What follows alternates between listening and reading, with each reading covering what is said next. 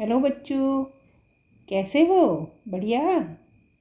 आज की हिंदी की क्लास में आपका स्वागत है। कल हमने सीखा था घर में वापसी कविता की कवि धूमिल का जीवन परिचय। आज हम घर में वापसी कविता है उसके पूरी कविता की शब्दार्थ और व्याख्या, विशेषताएं, ये सारी बातें सीखेंगे। तो चलो हो जाओ तैयार, चलते हैं। ठीक है। तो हमारी इस कविता के कवि का नाम याद है ना? क्या था? सुदामा पांडे, जिनको छोटे रूप में उनका नाम है धूमिल। उनका जन्म हुआ था 1936 में और मृत्यु हुई थी 1975 में। ठीक है। तो अब देखते हैं हम कविता। घर में वापसी। मेरे घर में 5 जोड़ी आंखें हैं। माँ की आंखें पड़ाव से पहले ही तीर्थ यात्रा की बस के 2 पंचर पहिए हैं। अब हम देखते हैं इसमें कठिन शब्द कौन सा है। हम देखते हैं कि ये पड़ाव शब्द है, ये नया है। इसका अर्थ होता है ठहरने का स्थान। क्या होता है? ठहरने का स्थान। ठीक है। ये एक ही शब्द आपके लिए नया हो सकता है, बाकी सब तो हमारे सामान्य शब्द ही है। ठीक है।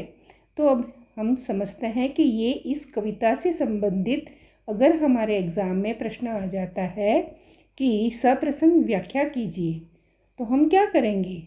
तो हम पहले तो ये करेंगे कि जो भी कठिन शब्दार्थ है वो लिखेंगे। ठीक है। और उसके बाद प्रसंग में लिखेंगे कि यह कविता कौन से कवि द्वारा रचित है और कौन सी पुस्तक से ली गई है। ठीक है ना? तो चलो चलते हैं। तो हमारा यहाँ प्रसंग है कि प्रस्तुत पद्यांश कवि धूमिल द्वारा रचित कविता घर में वापसी से लिया गया है। ठीक है। यहाँ आप पुस्तक का नाम चाहो तो भी लिख सकते हो कि प्रस्तुत पद्यांश अंतरा भाग 1 पुस्तक के पद्य भाग से कवि धूमिल द्वारा रचित कविता घर में वापसी से लिया गया है। ठीक है। और ऐसा लिखो तो भी कोई बात नहीं। ठीक है। अब हम दोबारा उससे आगे हमें लिखना होता है कि इन पंक्तियों में कवि कहना क्या चाहते हैं, पहले ये बताना होता है। ठीक है। तो इन पंक्तियों में कवि अपनी माँ, पिता व बेटी की घर में स्थितियों के बारे में बताते हैं। ठीक है। इसलिए वो इन स्थितियों के बारे में बताया है जिन पर गरीबी एवं दुख निराशा का असर दिखाया गया है। ठीक है। देखो, हम देखते हैं कि देखो, जब एक इंसान के पास, एक व्यक्ति के पास पैसा होता है, ज़्यादा होता है, तो वो हर खुशी ला सकता है। लेकिन आर्थिक स्थिति जब सही नहीं होती है तो सभी तरह की परेशानियां देखनी पड़ती है। और ऐसी स्थिति में घर वाले भी थोड़े दुखी हो जाते हैं, नाराज़ हो जाते हैं। तो कवि भी दुखी होते हुए अपनी घर की स्थिति का इस कविता में वर्णन करते हैं। अब कवि को क्या लगता है कि उनके जो घर में सदस्य है, सभी की आंखें कुछ न कुछ कहती है। उनकी आंखों में कई तरह के भाव देखे जा सकते हैं। इसीलिए कवि कहते हैं कि मेरे घर में 5 जोड़ी आंखें हैं, है ना? माँ की आंखें पड़ाव से पहले ही तीर्थ यात्रा की बस के 2 पंचर पहिए हैं। तो अब ये प्रसंग तो हमने देख लिया था। आगे चलते हैं, व्याख्या में क्या कहते हैं। तो इन लाइनों में कवि कहते हैं, कवि धूमिल जी कहते हैं कि गरीबी के कारण जीवन में संघर्ष करना पड़ता है एवं परिवार में प्रेम, अपनत्व और अन्य सारे रिश्ते फीके पड़ने लग जाते हैं। सही बात है ना कि जब हमारे पास पैसे का, धन का अभाव होता है तो हम रिश्तों को अच्छी तरह से नहीं निभा सकते। ऐसी स्थिति में रिश्ते भी फीके पड़ने लग जाते हैं। तो गरीबी के कारण रिश्तों में दीवार खड़ी हो जाती है। इसी कारण कवि कहते हैं कि मेरे घर में 5 जोड़ी आंखें हैं। कितने? 5 जोड़ी। कहने का मतलब क्या हुआ कि अर्थात मेरे घर में 5 सदस्य हैं। अब ये कौन कौन है? तो यहाँ कहने का अर्थ है कि माता पिता, पुत्री, पत्नी एवं स्वयं कवि है। इस प्रकार से 5 लोग घर में हैं। ठीक है। माँ की आंखें पड़ाव से पहले ही तीर्थ यात्रा की बस के 2 पंचर पहिए हैं। अगर बस देखो, समझो कोई बस तीर्थ यात्रा पर जा रही हो और वो पंचर हो जाए तो वो बस क्या अच्छे से चल पाएगी? तो वैसे ही यहाँ माँ की भी आंखें कहते हैं कि जीवन के पड़ाव को अभी तो उसने पार पूरी तरह से किया नहीं है, फिर भी आंखें अभी कमज़ोर हो गई है। तो जैसे पंचर बस आगे चलने में परेशानी का अनुभव करती है, यानी कि वो पंचर बस चलने में समर्थ नहीं होती है, वैसे ही माँ की आंखें भी अगर कमज़ोर हो गई है तो माँ के लिए वो स्थितियाँ परेशानी वाली हो जाती है। ठीक है, तो हमने देखा पड़ाव का मतलब हो गया ठहरने का स्थान। ठीक है, व्याख्या भी हो गई कि कवि कहते हैं माँ की आंखें तीर्थ यात्रा में जाने वाली बस की 2 पहियों के समान है। यह बस तीर्थ यात्रा पर जाने की उसकी मंजिल पर पहुँचने से पहले ही पंचर हो जाती है। इस उदाहरण के द्वारा कवि बताते हैं कि उनकी माँ के जीवन के आखिरी पड़ाव पर आने से पहले ही अपनी आँखों की रोशनी खो बैठी है। ठीक है, अर्थात उन्हें आँखों से साफ दिखाई नहीं देता है। जैसे बस के पहिए में पंचर हो जाने से बस अपने निर्धारित स्थान पर नहीं पहुंच पाती है, वैसे ही माँ की आंखें ठीक न होने के कारण माँ भी अपने जीवन के पड़ाव पर सही प्रकार से नहीं चल पाती। समझ गए ना? चलो अब आगे चलते हैं। पिता की आंखें। अब कवि कहते हैं मेरे पिता की आंखें क्या बताती है? ठीक है, कवि कहते हैं लोह साय की ठंडी सलाखें हैं। लोह साय का मतलब क्या होता है, जानते हो? तो चलो देखते हैं। लोह साय का मतलब होता है लोहे के औजार बनाने वाली जो भट्टी होती है ना, ये देखो चित्र में दिखाई दे रही है ना? तो यहाँ ये जो भट्टी है उसके अंदर अगर आग जलाई जाती है तो बिल्कुल गर्म होती है, और उसी को अगर आग न जलाकर बंद रखा जाए तो वो ठंडी होती है ना? तो यहाँ कवि कह रहे हैं लोह साय मतलब लोहे के औजार बनाने वाली भट्टी है, और उसकी ठंडी सलाखे का मतलब होता है लोहे की छड़।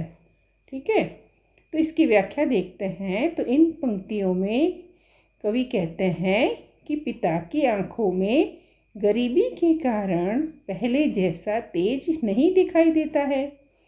अब उसके लिए उदाहरण से समझा रहे हैं कि जैसे लोहे की भट्टी में अगर कोयला ईंधन के रूप में ना हो तो लोहे की भट्टी क्या हो जाएगी, ठंडी हो जाएगी।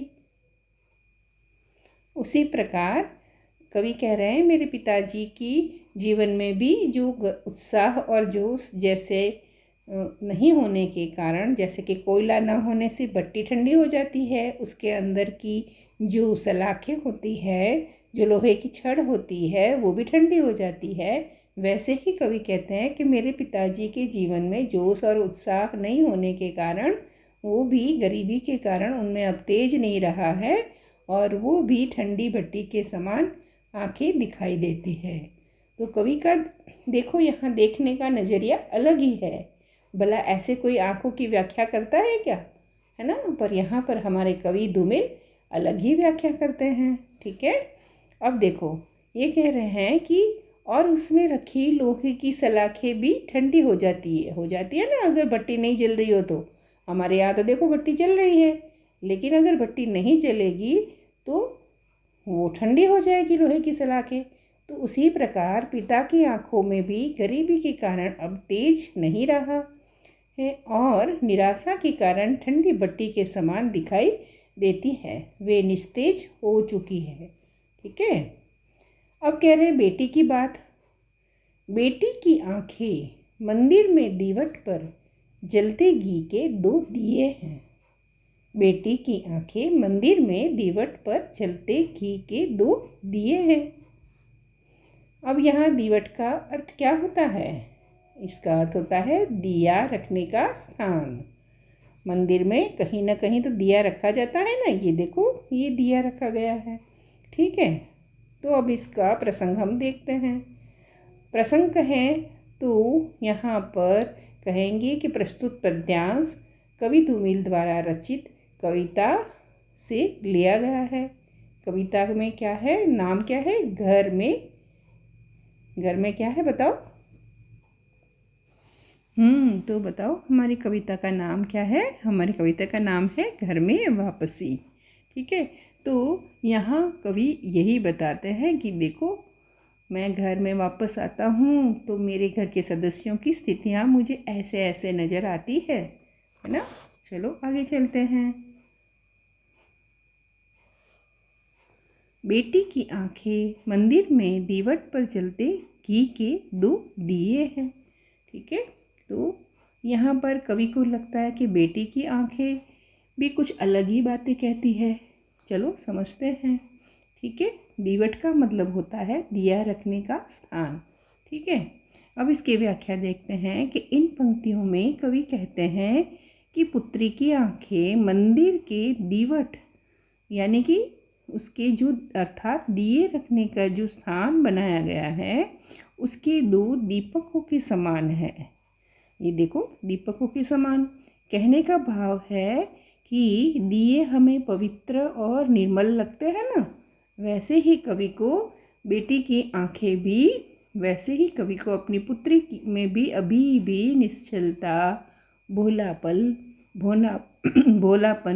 एवं पवित्रता का भाव दिखाई देता है।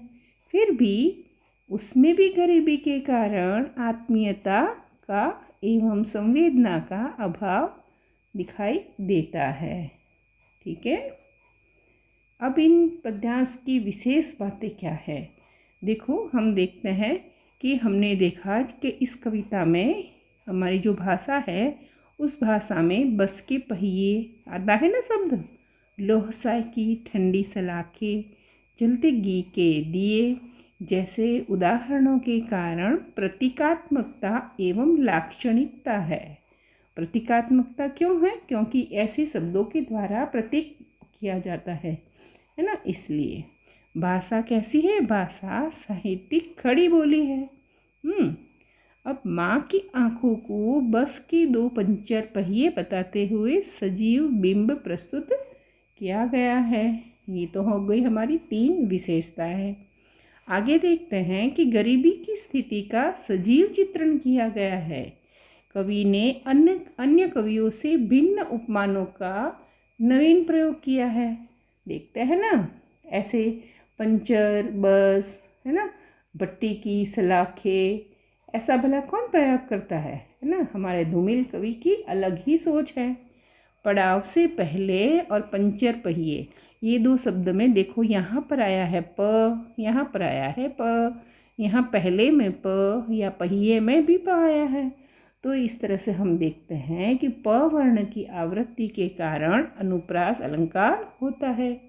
ठीक है, यहाँ कविता में कोई छंद नहीं लिए गए हैं, है ना, इसलिए हम कहेंगे कविता छंदों से मुक्त है, या ऐसे भी कह सकते हैं कविता छंद मुक्त है। ठीक है, आगे चलते हैं।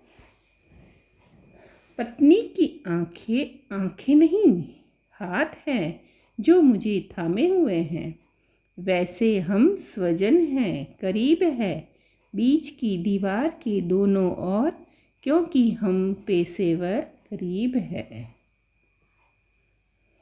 तो यहाँ हम उसके कठिन शब्दार्थ देखते हैं कि थामे का मतलब होता है संभाले। ठीक है, थामना का मतलब संभालना हुआ, तो थामे हुए है इसका मतलब हो गया संभाले हुए हैं। स्वजन यानी कि अपने लोग, परिवार के लोग, है ना, परिवार के सदस्य। ठीक है, यहाँ पेशेवर शब्द का अर्थ होता है खानदानी, यानी कि पारिवारिक स्थिति की बात कर रहे हैं। जो परिवार की शुरू से है उस स्थिति को हम कहेंगे पेशेवर। ठीक है, हम इसका प्रसंग देखते हैं कि प्रस्तुत पद्यांश धूमिल द्वारा रचित कविता घर में वापसी से लिया गया है। ठीक है, ऐसे आपको प्रसंग लिखना होता है। इसमें क्या लिखा है कि इसमें कवि ने गरीबी के कारण परिवार में आए तनाव एवं उससे उत्पन्न स्थिति को व्यक्त किया है। तो आगे देखते हैं हम व्याख्या। अब देखो, पत्नी की आंखें आंखें नहीं, इस पंक्ति का अर्थ ही देखते हैं। देखो, इसका अर्थ हो गया, कवि कहते हैं, ठीक है ना, कहता है कि मेरी पत्नी की आंखें सिर्फ आंखें ही नहीं, वे हाथ है ना। ये देखो, हाथ है जो मुझे थामे हुए हैं, अर्थात जो वे हाथ है जो हमें थामे हुए हैं। अर्थात पत्नी केवल परिवार की सदस्य ही नहीं, अपितु हमारा सहारा है।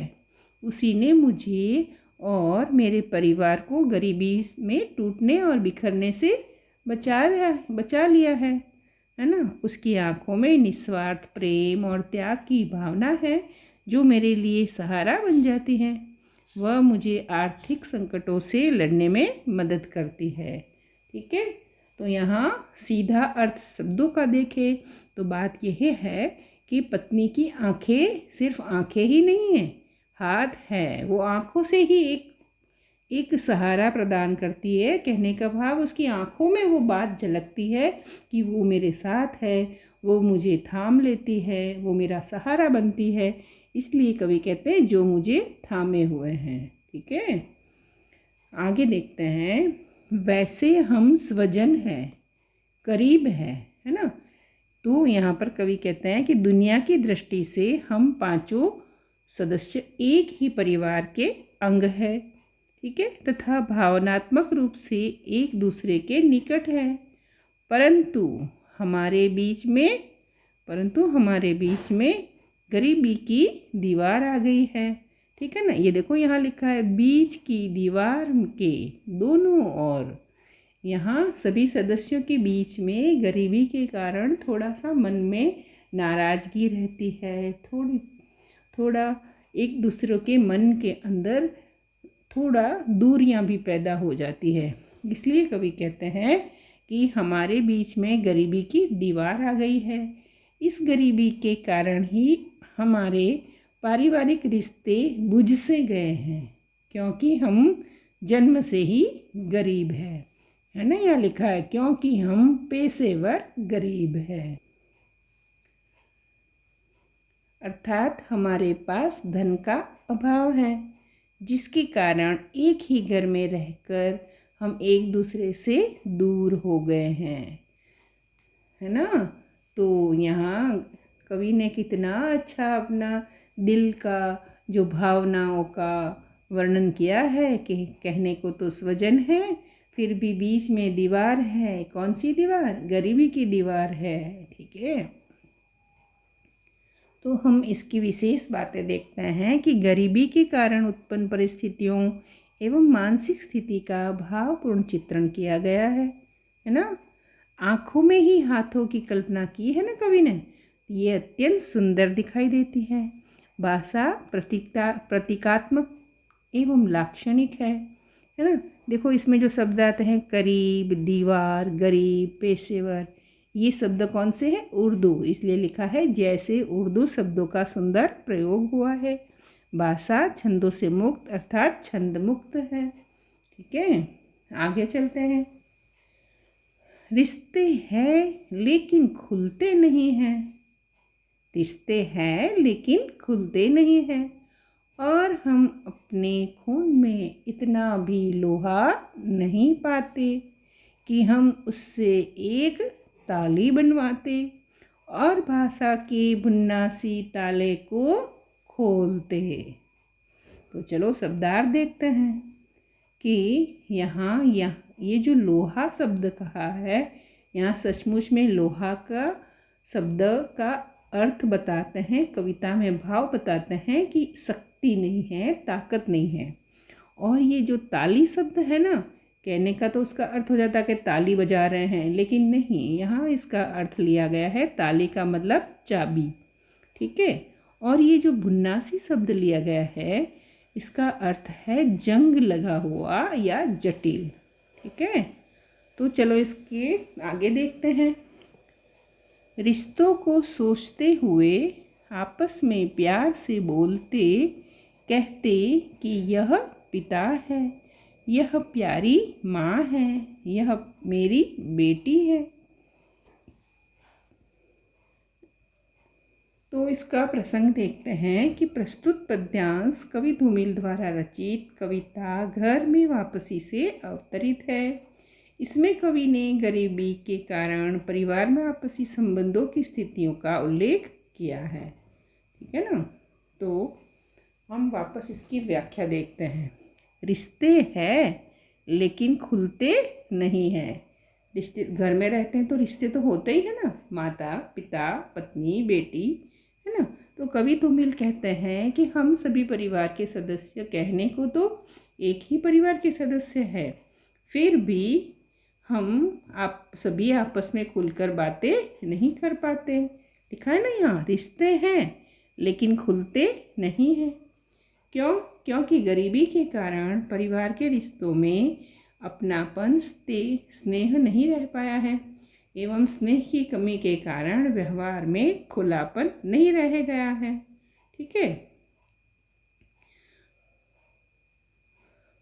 इस कारण हम सभी सदस्य एक दूसरे के साथ सुख दुख की बातें भी नहीं कर पाते हैं।